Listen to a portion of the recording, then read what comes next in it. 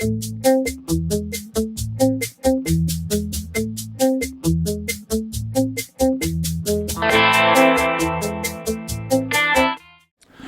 dites-vous à ceux qui n'ont pas l'intention de voter?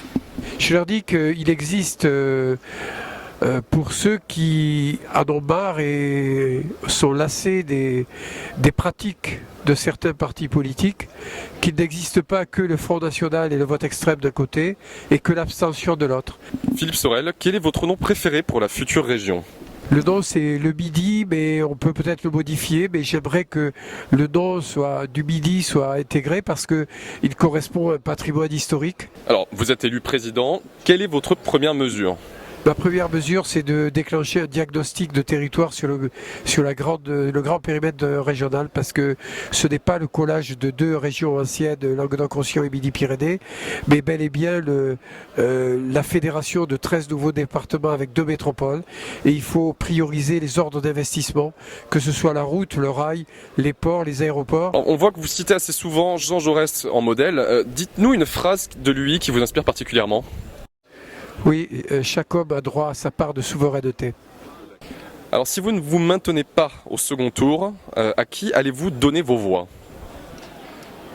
Ça ne se présentera pas de cette façon. Je rassemblerai les 12 autres têtes de liste et nous prendrons une décision en fonction des scores.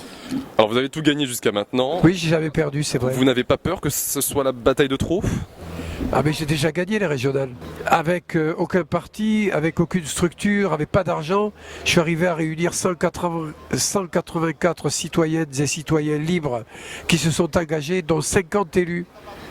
Et qui sont sur la ligne de départ. C'est vrai, avec une petite cible Camille. Les autres ont des grosses Formule 1. Mais on est quand même aligné sur la ligne de départ. Alors vous critiquez assez souvent les programmes trop classiques de vos adversaires. Alors après la politique sans étiquette, est-ce que vous croyez à la politique sans programme? Ah mais les programmes des adversaires, moi je ne les ai pas encore vus parce que moi ce que je sais c'est que les quelques axes du programme que j'ai déjà dévoilés ont été largement récupérés d'emblée par les autres. Donc voilà, je donnerai mes axes programmatiques et mes propositions uniquement aux professionnels, à ceux qui travaillent dans les branches pour lesquelles j'ai des propositions à faire et plus au cadre des partis politiques qui les récupèrent de façon éhontée. Et Philippe Sorel, président de la République, vous y avez déjà pensé?